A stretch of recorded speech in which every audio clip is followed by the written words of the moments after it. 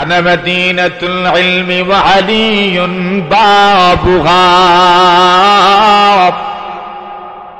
আল্লাহ রাসূল বলেন আমি গোলাম ইলমের শহর, ওয়া আলিয়ুন বাবুহা, আর আলী হলেন ওই ইলমের শহরের দরজা। আমি ইলমের শহর, শহরে ঢুকতে হলে তো ফটক দরকার, দরজা দরকার। বলছেন ওয়া আলিয়ুন বাবুহা, এই ইলমের শহরের দরজা হলেন হযরত আলী রাদিয়াল্লাহু তাআলা। হযরত আলী রাদিয়াল্লাহু মাসরুক ইবনুল আজদা রাহিমাহুল্লাহু তাআলা বলেন দুরতু ফিস সাহাবা, উনি তাবিঈন, যারা সাহাবীদেরকে দেখেন তাদেরকে তাবিঈ বলা হয়। উনি সাহাবী দেখেছেন, রাসূল দেখেন নাই। এজন্য যারা রাসূল দেখেন নাই কিন্তু রাসূলের সাহাবীদেরকে দেখেছেন, এদেরকে ইসলামী পরিভাষায় তাবিঈ বলে। মাসরুক ইবনুল আজদা রাহিমাহুল্লাহু তাআলা উনি তাবিঈ ছিলেন। উনি বলেন আমার যুগে আমি যতজন সাহাবীদেরকে দেখেছি, আমি এদের কাছে যাওয়া আসা অব্যাহত রেখেছিলাম। আমি অনুভব করতে পারলাম সব সাহাবায়ে কেরামকে আল্লাহ যেই পরিমাণ ইলম দান করেছেন, সবার ইলমের সার নির্যাস আল্লাহ তাআলা 6 জনকে দান করেছেন। উনি বলেন সুম্মা নাযারতু, অতঃপর আমি এই 6 জনকে খুব ভালোভাবে কাছ থেকে দেখলাম। আমি অনুভব করলাম ফাওয়াজাদতু ইলমাহুম ইয়ানতাহি ইলা ইসনাইন, আমি দেখলাম 6 জনের ইলম আল্লাহ তাআলা 2 জনকে দান করেছেন। তাহলে এর অর্থ কি? সমস্ত সাহাবায়ে কেরামদেরকে আল্লাহ পাক যেই পরিমাণ ইলম দান করেছেন, সবার ইলমের সার নির্যাস আল্লাহ তাআলা 2 জনের সিনার মধ্যে দান করেছেন। একজন আলী রাদিয়াল্লাহু তাআলা আনহু, আর আরেকজন হযরত আব্দুল্লাহ ইবনে মাসউদ রাদিয়াল্লাহু তাআলা। বুখারী শরীফের কিতাবুল উযুতে এক রিওয়ায়াত,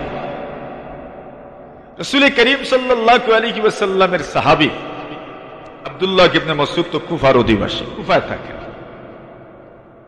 আবু দারদা রাদিয়াল্লাহু তাআলা আনহু, যিনি সিরিয়া থাকেন, সিরিয়া অধিবাসী, আবু দারদা রাদিয়াল্লাহু তাআলা আনহু বলেন, ওনার মূল কথা পরে বলছি, এর আগে আমার স্মরণ হয়ে গেছে আরেকটা কথা, ওই কথাটা আপনাদেরকে শোনাচ্ছি।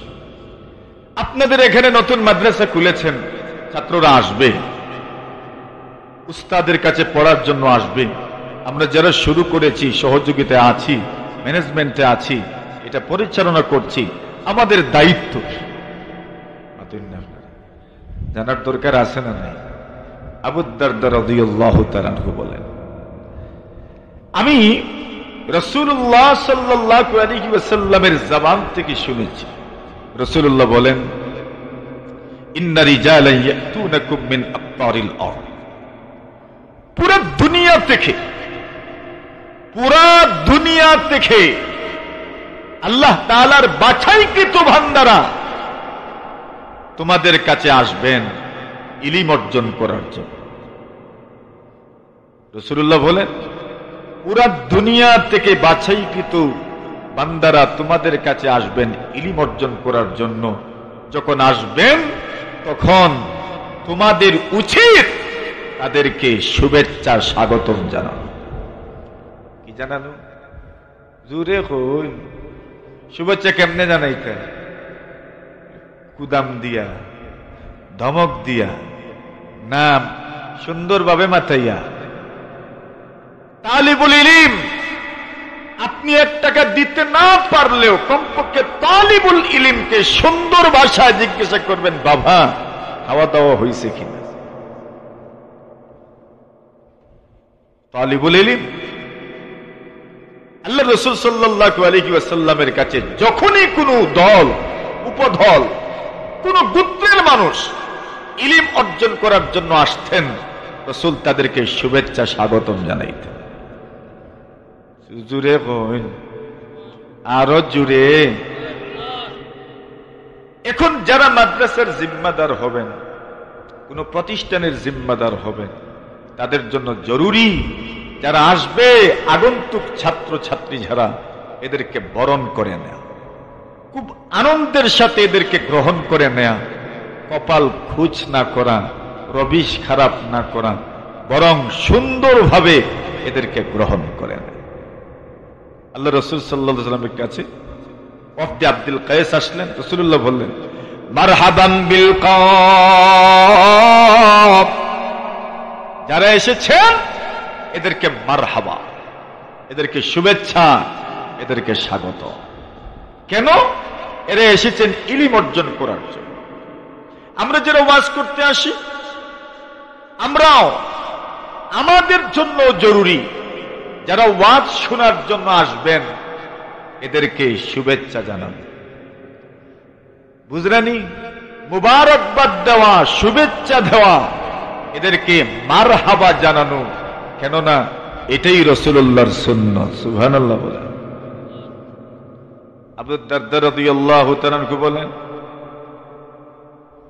যখন একদল মানুষ উনার কাছে গেলেন ইলম অর্জন করার জন্য, উনি বললেন, মারহাবান বিওয়াসিয়াতি রাসূলিল্লাহি সাল্লাল্লাহু আলাইহি ওয়াসাল্লাম। রাসূলুল্লাহ সাল্লাল্লাহু আলাইহি ওয়াসাল্লামের ওসিয়ত নসিহতের মাধ্যমে আপনাদেরকে মারহাবা জানাচ্ছি। অতঃপর বললেন, দুনিয়ার বিভিন্ন প্রান্ত থেকে লোকজন আপনাদের কাছে আসবেন ইলম অর্জন করার জন্য।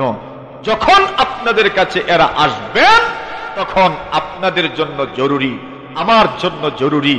আমি যদি মাদ্রাসা পরিচালনা করি আমার জন্য জরুরি, আমি যদি মাদ্রাসার সহযোগিতা করি আমার জন্য জরুরি, আমি যদি মাদ্রাসার এলাকার বাসিন্দা হই আমার জন্য জরুরি, আমি যদি মাদ্রাসার সাথে কোনো না কোনো ভাবে জড়িত থাকি আমার জন্য জরুরি, আমি যদি মাদ্রাসার আমি যদি মাদ্রাসার পড়ালেখার সাথে জড়িত থাকি তাহলে আমার জন্য জরুরি, আমি যদি মাদ্রাসার উন্নতির সাথে জড়িত থাকি আমার জন্য জরুরি।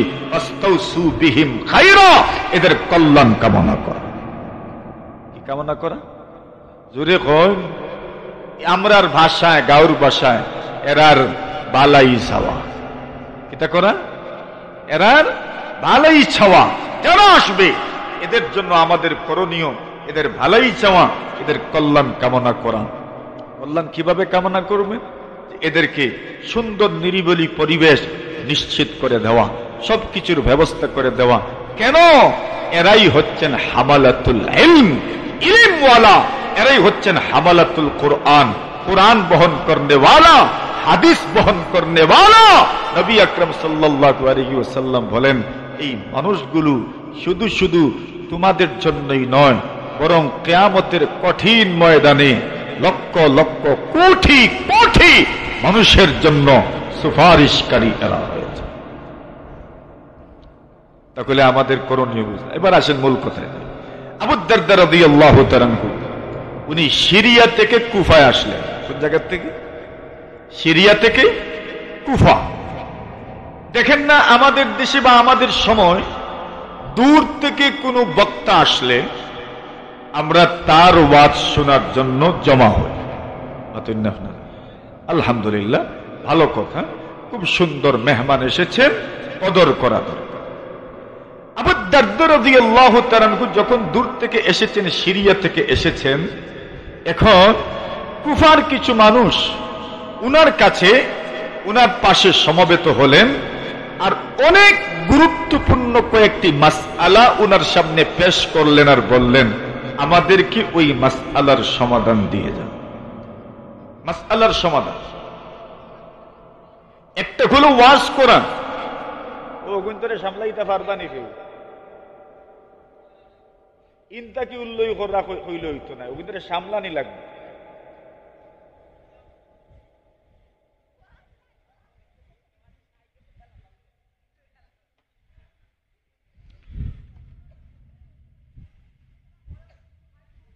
হযরত আব্দুল্লাহ ইবনে, একটা হলো ওয়াজ করা আর আরেকটা হলো মাসআলা বর্ণনা করা, মাসআলা বয়ান করা।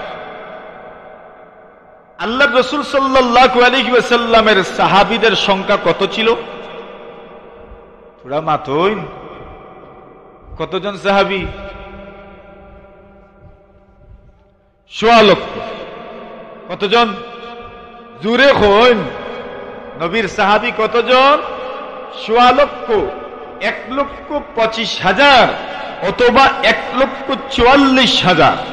রাসূলুল্লাহ আরাফার ময়দানে যে খুতবা দিয়েছিলেন, ভাষণ দিয়েছিলেন, যেটাকে বিদায় হজ্জের ভাষণ বলা হয়, ওই বিদায় হজ্জের হাজ্জাতুল বিদায়ের খুতবায় প্রায় 1,25,000 অথবা 44,000 সাহাবায়ে কেরাম উপস্থিত ছিলেন। তাহলে বলুন সাহাবীদের সংখ্যা কত? 44 বা 25, মোটামুটি লামসাম এক হিসাব। এই 1,44,000 সাহাবায়ে কেরামের মধ্য থেকে যারা ফতোয়া দিতেন বিক্ষিপ্ত ভাবে, এরা সহ মাত্র 130 জন। কতজন? জোরে কই। নবীজির যুগে ওহী নাজিল হচ্ছে, ওহী নাজিল হচ্ছে, সাহাবায়ে কেরাম সরাসরি রাসূলের কাছ থেকে দ্বীন অর্জন করছে। তাহলে এদের তো ফতোয়া দেওয়ার যোগ্যতা আপনার আমার চেয়ে কম না বেশি? 1000 গুণ বেশি। এরপরও 1,44,000 সাহাবীদের মধ্য থেকে ফতোয়া দেনেওয়ালা কতজন? 100। এই 130 যে আমরা গণেছি, এই 130-এর অর্থ এই নয় যে এরা সব সময় দিতেন, সব সময় বেশি ফতোয়া দিতেন মাত্র 8 জন। কতজন?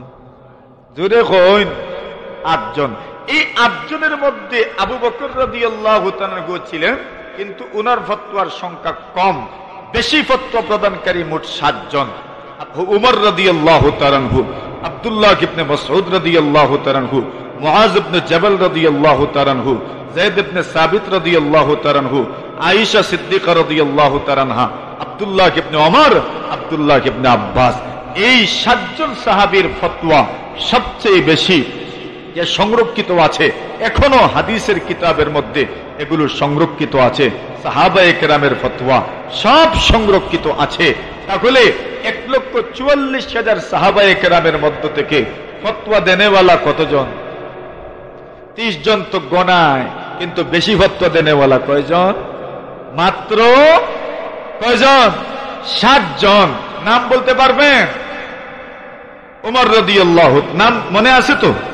বলেন। উমর রাদিয়াল্লাহু তাআলা আনহু, আব্দুল্লাহ ইবনে মাসউদ, হযরত যায়েদ ইবনে সাবিত, মুআজ ইবনে জাবাল, আয়েশা সিদ্দিকা, আব্দুল্লাহ ইবনে ওমর, আব্দুল্লাহ ইবনে আব্বাস রিদওয়ানুল্লাহি তাআলা আলাইহিম আজমাইন।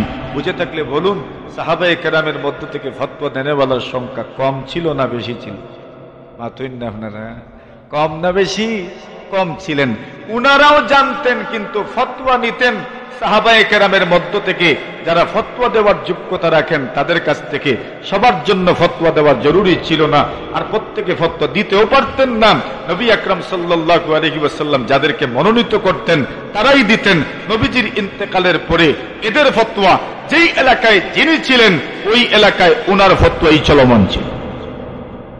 যেই এলাকায় যিনি ছিলেন ওই এলাকায় উনারই ফতোয়া প্রচলিত ছিল। এবার দেখেন হযরত আবু দারদা রাদিয়াল্লাহু তাআলা সিরিয়ায়, আব্দুল্লাহ ইবনে মাসউদ হইলেন কুফায়।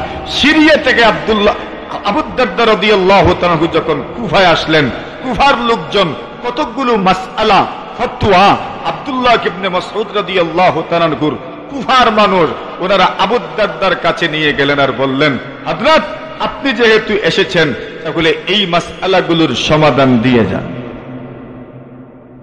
এটা করতে পাতুন না ফতোয়ার জোরে হই, ফতোয়ার সমাধান দিতা। আবু দারদা রাদিয়াল্লাহু তাআলা চাইলে এই ফতোয়ার সমাধান দিতে পারতেন। এই পরিমাণ ইলম ওনার আছে, এই পরিমাণ আল্লাহ তাআলা প্রদত্ত মারিফত ওনার আছে। কিন্তু উনি কি জবাব দিয়েছেন? উনি জবাব দিয়েছেন, আরে তোমরা আমার কাছে ফতোয়া জিজ্ঞাসা করছো, আলাইসা ফীকুম সাহিবুন নালাইন, তোমাদের কাছে কি নবীজির জুতা বহন করনেওয়ালা নাই? সুবহানাল্লাহ বলে, আরো জোরে বলে। কি বলছেন? তোমাদের কাছে কি অমুক নাই? ওই অমুক বলার ক্ষেত্রে এমন কয়েকটি শব্দ বলেছেন যেই শব্দের মাধ্যমে প্রমাণিত হয়, যেই শব্দের মাধ্যমে বুঝা যায় নবীজির সাথে ওনার কি গভীর সম্পর্ক ছিল, নবীজির কতটুকু কাছে উনি ছিলেন। উনি বললেন, আলাইসা ফীকুম সাহিবুন নালাইন, নবীজির জুতাওয়ালা কি তোমাদের কাছে নাই? নবীজির জুতাওয়ালা বলতে কি? নবীজির জুতাওয়ালা এক সাহাবী ছিলেন। এই সাহাবী নবীজি যখনই সফর করতেন, নবীজি যখনই কোথাও যেতে চাইতেন, জুতা পায়ে পায়ে দিতে চাইতেন, উনি নবীজির পায়ে জুতাটা পরায়া দিতেন। যখন নবীজি বসতেন, নবীজির পা থেকে জুতা খুলে উনি ওই দুইটা জুতা সংরক্ষণ করতেন। ওই সাহাবীর নাম আব্দুল্লাহ ইবনে মাসউদ। কি নাম? আব্দুল্লাহ ইবনে মাসউদ রাদিয়াল্লাহু তাআলা আনহু। উনি সাহিবুন নালাইন। উনি পরপরে বললেন, আলাইসা ফীকুম সাকিবুত তাহুর, নবীজির উজুর পানি বহন করনেওয়ালা কি তোমাদের কাছে না? নবীজির উজুর পানি আব্দুল্লাহ ইবনে মাসউদ বহন করতেন। সুবহানাল্লাহ। জিজ্ঞাসা করলেন, আলাইসা ফীকুম সাহিবুস সিওয়াক, নবীজির মিসওয়াক ওয়ালা কি তোমাদের কাছে বিদ্যমান নয়? আব্দুল্লাহ ইবনে মাসউদ রাদিয়াল্লাহু তাআলা নবীজির মিসওয়াক বহন করতেন। প্রশ্ন করলেন, আলাইসা ফীকুম সাহিবুল বিসাদা, নবীজির গদি বহন করনেওয়ালা কি নাই? নবীজি সফর করতেন, মাঝে মধ্যে বসতেন, সাহাবীদের হাতে গদি থাকতো, যখনই বসতেন ওই গদিটা, গদি বলতে কি মানে সামান্য একটা কাপড় আর কি, ওই কাপড়টা নবীজির নিচে বিছায়া দিতেন, ওইটাও থাকতো আব্দুল্লাহ ইবনে মাসউদ রাদিয়াল্লাহু তাআলার কাছে। এবার বলুন তো দেখি, নবীজির সাথে ওনার সম্পর্কটা কেমন ছিল? মাতুন না আপনারা, কম না বেশি? খুব বেশি, খুব গভীর। ওই আবু দারদা প্রশ্ন করলেন, আরে আব্দুল্লাহ ইবনে মাসউদ তোমাদের মধ্যে বিদ্যমান, আব্দুল্লাহ ইবনে মাসউদ থাকা সত্ত্বেও ফতোয়া তোমরা আমার কাছে কেন পেশ করছো? এই মাসআলা কেন তোমরা আমার কাছে পেশ করছো? আমি সিরিয়া থেকে কুফায় এসেছি, কতদিন থাকবো তাও তোমরা জানো না। আমি চলে গেলে আমার সাথে তোমাদের যোগাযোগ ব্যবস্থাও থাকবে না, আমার সাথে তোমরা যোগাযোগও করতে পারবে না। তাহলে আমার কাছে ফতোয়া জানলে ওই ফতোয়ায় আমার কথা যদি তোমাদের শুনতে ভুল হয়, যদি আমার কথা কোনোটা ভুলেও যাও, তাহলে এটার সমাধান দিবে কে? এজন্য আমি ফতোয়া দিচ্ছি না, তোমাদের মধ্যে বিদ্যমান আব্দুল্লাহ ইবনে মাসউদ এই ফতোয়া দিল। কি শিখতে পারলেন? কি শিখতে পারলাম আমরা? আপনার এলাকায় বিবদমান, আপনার অঞ্চলে প্রচলিত যে কোনো ফতোয়ার ব্যাপারে, মাসআলার ব্যাপারে সর্বপ্রথম এই অঞ্চলের উলামায়ে কেরামের দ্বারস্থ হওয়া দরকার। ওনাদের পরামর্শ নিয়ে অন্য জায়গায় যাওয়া দরকার। ওনারা সমাধান না দিলে এরপরে ওনাদের রাসূল করিম সাল্লাল্লাহু আলাইহি ওয়াসাল্লামের খলিফা হযরত ওমর ইবনে খাত্তাব রাদিয়াল্লাহু তাআলা, উনি পারস্যদের সাথে যুদ্ধ করে যখন ইরাক বিজয় করলেন, নতুন এক শহর প্রতিষ্ঠা করলেন। ওই শহরের নাম হলো কুফা শহর, যেই শহরে জন্ম হযরত ইমামে আজম ইমাম আবু হানিফা রাহমাতুল্লাহি আলাইহি। হযরত ইমাম আজম আবু হানিফা রাহিমাহুল্লাহু তাআলা যেই শহরে জন্মগ্রহণ করেছেন, এই শহরের নাম হলো কুফা। প্রতিষ্ঠাতা হলেন এই শহরের হযরত ওমর ইবনুল খাত্তাব রাদিয়াল্লাহু তাআলা আনহু। উনি এই শহরকে প্রতিষ্ঠা করে নতুন নতুন যারা মুসলমান হয়েছেন, নতুন নতুন মানুষ যারা, এদের দিনদারি, আমানতদারি, দিয়ানতদারি, এগুলোকে কিভাবে উৎকর্ষতায় নিয়ে যাওয়া যায়, এজন্য তৎকালীন যুগের সবচেয়ে বড় আলেম, সবচেয়ে বড় মুফতি আব্দুল্লাহ ইবনে মাসউদ রাদিয়াল্লাহু তাআলা আনহুকে কুফায় পাঠালেন এবং কুফায় প্রেরণ করে কুফাবাসীদেরকে বললেন, ইন্নী আসারতুকুম বিআব্দিল্লাহ ইবনে মাসউদ আলা নাফসি। আব্দুল্লাহ ইবনে মাসউদকে আমার পাশে রাখার জরুরত ছিল আমার, মদিনাবাসীর জন্য জরুরত, এবং রাষ্ট্রীয়ভাবে ইসলামী খেলাফতের মূল ভিত্তি হিসাবে আব্দুল্লাহ ইবনে মাসউদকে আমার কাছে, আমার পাশে রাখার জরুরত ছিল। কিন্তু আমি আব্দুল্লাহ ইবনে মাসউদকে আমার পাশে না রেখে আমি আব্দুল্লাহ ইবনে মাসউদকে কুফাবাসীকে দিয়ে দিলাম, যেন কুফাবাসী আব্দুল্লাহ ইবনে মাসউদ থেকে ইলম অর্জন করে পুরা কুফার মধ্যে যেন ইলম চর্চার একটা প্রাণ কেন্দ্র গড়ে তুলতে পারে। সুবহানাল্লাহ। আমার কথা যদি বুঝে থাকেন তাহলে বুঝতে পারবেন হযরত আব্দুল্লাহ ইবনে মাসউদ রাদিয়াল্লাহু তাআলা আনহু ইলমে হাদিস এবং ইলমে ফিকহ কুফার মধ্যে এমন ভাবে চর্চা করতে লাগলেন এবং ছাত্রদেরকে এমন ভাবে ইলমে হাদিস এবং ইলমে ফিকহ মাধ্যমে সমৃদ্ধ করতে লাগলেন। নজবুর রায়ার মুকদ্দিমায় আল্লামা জাহিদ আল কাউসারি রাহিমাহুল্লাহ তাআলা লিখেন, মাত্র কয়েক বছরের ব্যবধানে সাহাবা তাবিঈ সহ প্রায় 4000 মানুষ তৈরি করেছেন যারা ইলমে হাদিস এবং ইলমে ফিকহ সেই যুগ নয় বরং কিয়ামত পর্যন্ত যত মানুষ ইলমে দ্বীন এর সাথে সংশ্লিষ্ট থাকবে এদের ইমাম আর এদের নেতা হয়ে গেছে। নতুন শহর, সবেমাত্র এই শহর প্রতিষ্ঠা লাভ করেছে। আলী ইবনে আবি তালিব রাদিয়াল্লাহু তাআলা যখন এই শহরে দারুল খেলাফা ইসলামী খেলাফতের রাজধানী কুফায় স্থানান্তর করলেন, ওই শহরে আলী রাদিয়াল্লাহু তাআলা সেখানে গিয়ে বললেন, রাহিমাল্লাহু ইবনে উম্মি আব قد ملأ هذه القرية علما। আল্লাহ তাআলা আব্দুল্লাহ ইবনে মাসউদের উপর রহম করুন যে আব্দুল্লাহ ইবনে মাসউদ এই অঞ্চলকে ইলম ধারা ভরে দিয়েছে, ইলম দিয়ে ভরে দিয়েছে। আমার কথা বুঝে থাকলে বলুন, একটা এলাকার সুনাম সুখ্যাতির পিছনে একটা এলাকা উন্নত একটা এলাকা অনুন্নত এটা নির্ণীত হয় ইলমের মাধ্যমে, জ্ঞানের মাধ্যমে, নীতি নৈতিকতার মাধ্যমে। ঠিক না বেঠিক? যেখানে ইলম আছে, জ্ঞান আছে, নীতি নৈতিকতা আছে, ওই স্থানটাই অন্য স্থানের চেয়ে বেশি প্রাধান্য লাভ করে। ওই স্থানের চেয়ে যেখানে ইলম নাই, জ্ঞান নাই, নীতি নৈতিকতা নাই, বরং দুর্নীতির আখড়া, এই স্থান থেকে ওই স্থান অবশ্যই উত্তম যেখানে ইলম আছে, জ্ঞান আছে, যেখানে ন্যায় নীতি আছে। ঠিক না বেঠিক? হযরত আব্দুল্লাহ ইবনে মাসউদ রাদিয়াল্লাহু তাআলা আল্লাহ তাআলা ওনাকে কি পরিমাণ ইলম দান করেছেন। ওমর রাদিয়াল্লাহু তাআলা বলেন, উনাইফ একটা ছোট্ট বোতল মালিউন ইলমা, এই ছোট্ট বোতলে আমাদের ছোট্ট বোতলে তেল ভরা থাকে, ঔষধ ভরা থাকে। আব্দুল্লাহ ইবনে মাসউদ এমন এক ছোট্ট বোতলের মতো যেখানে আল্লাহ তাআলা ইলম ভরে দিয়েছে। নবী আকরাম সাল্লাল্লাহু আলাইহি ওয়াসাল্লামের সাহাবী আবু দারদা রাদিয়াল্লাহু, আমার কথা বুঝলেন আপনারা? আমি খুব দূরে কথা বলছি, খুব ভালো করে আপনারা শুনে থাকলে শেষের দিকে বুঝে ফেলবেন আমি কি বলতে চাচ্ছি। একটু মনোযোগ।